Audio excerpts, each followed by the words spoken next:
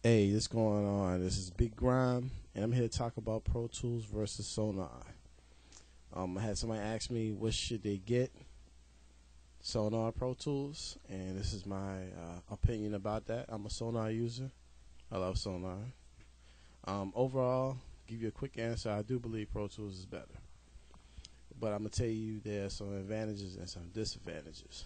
Number one, people think that if they can go out there and get the inbox and get Pro Tools LE, and it's better than Sonar or even like Cubase on the Windows, or Logic, and really they don't realize that the Pro Tools LE is not the same Pro Tools that they use in the studio, in the major studios. What they use in the major studios is Pro Tools HD. What's the difference? Huge. Let's talk about money. I can get Pro Tools LE. Let's say I get the inbox, $300. Yeah, $295. $295, which is the mini one, but I still can get it. I have Pro Tools LE. Now, if I wanted Pro Tools HD, then you're talking like $7,000, $8,000, something like that. That's the bare minimum. That's like HD1. They have like what, 1, 2, 3, 4. That's HD1. So there's a huge difference. Why would it give you the same stuff for $300 what they're selling for thousands? Come on, man, you gotta use some common sense there. So, you know, I have people that say, yo, what you use, man? I be like, yeah, I use Sonar. They be like, yeah, I use Pro Tools. Like they got something so much better than mine. And then I said, well, shoot, so you got Pro Tools HD? They be like, nah, I ain't got HD. So I'm like, so don't try to carry me or approach me like you're using something so much better when you really, the LE ain't no better than what I'm using. In a lot of ways, what I'm using is better than what you're using. I mean, LE means limited edition. They give you limited amount of stuff. You know what I'm saying? I'm using Sonar Producer, which gives you everything. You know what I'm saying? So it's like, okay, what's the big difference between so let's compare Pro Tools HD and Pro Tools and Sonar Producer. Sonar Producer gives you everything, gives you all the instruments you need, like your soft synths, your effects, gives you a lot of features, great MIDI features, by the way. If you're really messing with MIDI a whole lot, Sonar probably be the better way to go for that. Now, Pro Tools HD is better with working with audio. You can run more effects. It comes with these DSP cards that has like, I think 20-something DSP chips. Like for instance, I got the MU0404 card, which has effects on it. I can use it in real time. Like right now, I'm using the compressor on my vocals right now, and I'm using it in real time. It's not using any CPU on my computer. No power. I can use the effects in Sonar without any power. It doesn't make my meter jump at all as far as my power. But the thing is, I only have one chip, and I can run, I don't know how many effects, but like I can run many effects off of one DSP chip. Pro Tools has like 20-something chips, and everything runs off the card. So you can have a halfway decent computer with an HD card, and you can do a lot of stuff. Where Sonar, if I try to do a lot of stuff, it's all depending on my processing power on my computer. Why does that make a difference? Because you can do a lot more things off the card. You can't do it off your computer. That's number one. Number two, it makes everything a lot more stable because those cards was made to run Pro Tools. Your computer is a general thing. It can run different stuff, but it wasn't made for Sonar. It wasn't just made for Sonar. Those cards are made for Pro Tools, so they run better. Okay, when something is made for something, it works better. When you like let's say for example, you buy a DVD player, it comes with a remote control, right? It's made for that DVD player. It works perfectly. Have you ever gone to the store and got those general remotes that can work everything? But a lot of times they screw up. They don't work like exactly the way they're supposed to.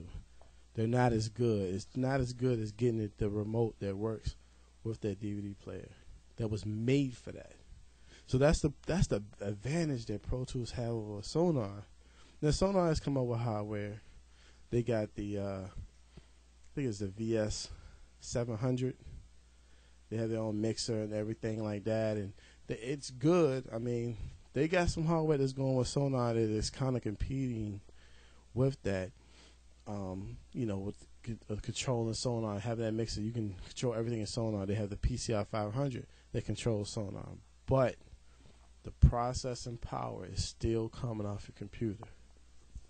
In Pro Tools HD, the processing is coming off the card, so it makes things more stable. Plus, like their plugins, they have a lot of plugins that are just made just for Pro Tools. You can't use it in anything else. So being that they took their time and made the plugins just for Pro Tools, it makes it more stable. When a company has to try to say, okay, we got to try to make it work with Sonar, with Cubase, and Logic, and Fruity Loops, and we got to make these plugins work with all these different kinds of software and live, it's harder to make something to work with all these different softwares, where if you just say, I'm just going to make this plugin for this one software, I just need to test it and make it work on this one software, then it makes it a whole lot easier and less bugs. They run probably better with less processing. It's just a lot easier to code a software to only work with one software. So that's the advantage that Pro Tools has. Now, that doesn't mean that you can't do good music on Sonar or things can't work really good with Sonar, because it can. It's a no-brainer with Pro Tools. But guess what? You're going to pay for it. Think about it. If you think of you're a software company and you say, you're going to code this Reverb. It sounds really good. You know it's the shit. And you could only sell to one company or only work with one company. So if Pro Tools, they have a lot of users, but think about it.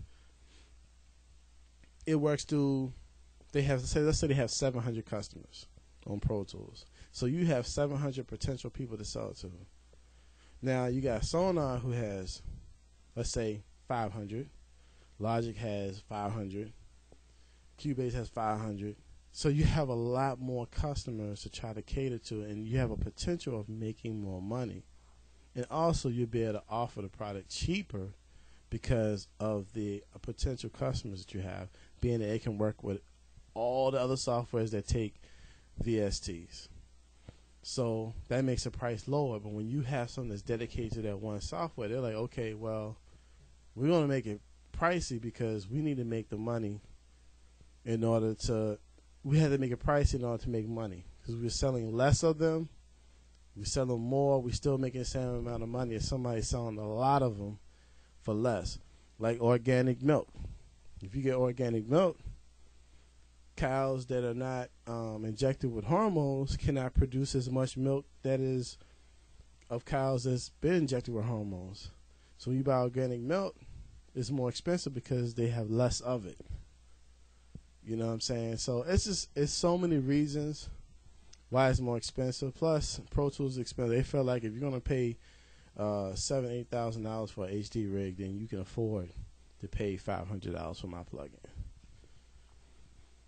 And a lot of these professionals use it, and they're making a lot of money. So hey, $500, I want it. Boom, that's nothing. So I can ramble on all day, man. I'm gonna get off here. Make sure you check out my website, freebigrimebeats.com. I'll be giving away free beats on there, and also I'll be having like a radio show on there. But that's my take on Pro Tools versus Sonar. Thank you for watching. Peace.